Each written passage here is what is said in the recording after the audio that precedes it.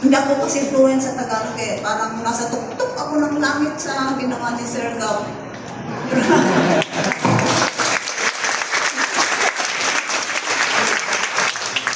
Sana kung gamot yun, nawala na lahat ang sakit ko.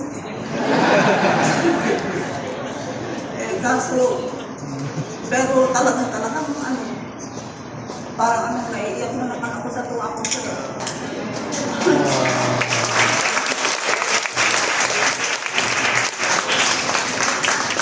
Sumobro naman ano sa akin sir. Nung sa ako talaga. Second time ko ngayon pumasok ng National Museum. Kasi nung una, nung mga taga-NCCN, ngayon, sa second time, gawin nila lang kaya maraming salamat sa NCC at sa PSP. Ang masabi ko lang sa inyo,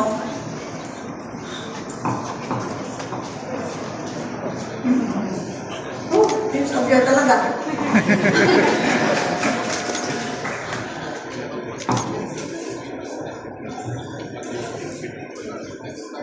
Dahil dito, marami akong, kahit mamatay na ako na maaga, happy ako.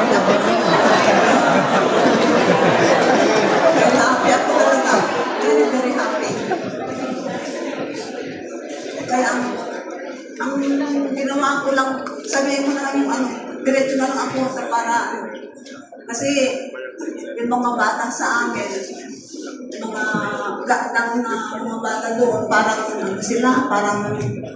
yung mga bata, nahihiya sila na gumamit ng G-string na namin, na dahil namin. Pero meron mga iba na hindi naman.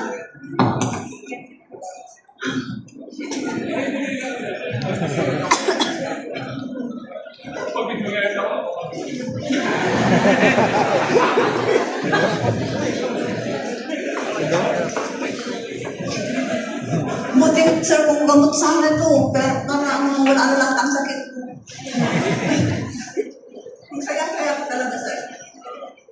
Ang ginawa ko.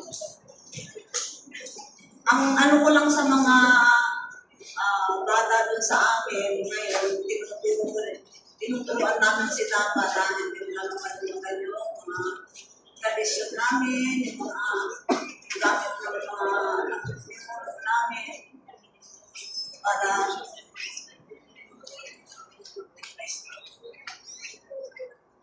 hindi daw kasi tulad magkasabi. Basta ganun na.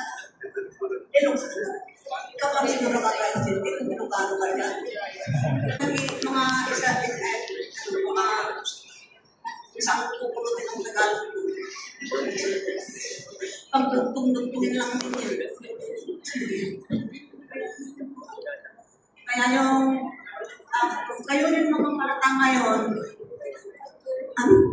hindi ko na alam sabihin ko.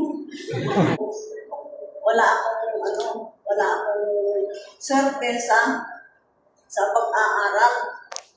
Kaya, dahil ganon, ito lang siguro ang napuntang swerte ko, itong binigay ko sa swerte ko, itong trabaho ko.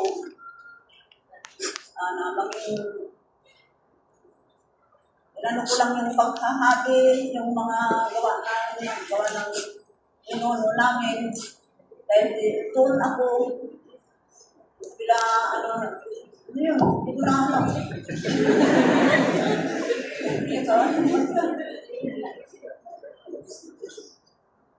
Kaya kayo mga bata, ganyan din kayo mag-aral para ma-pursue din yung ma-achieve din yung mga goals ninyo.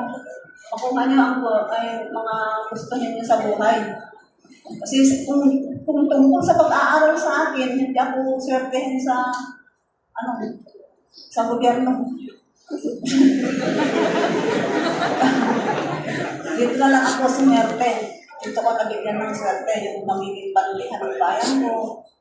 Kaya, maswerte pa rin ako sa akin. Maswerte pa rin ako.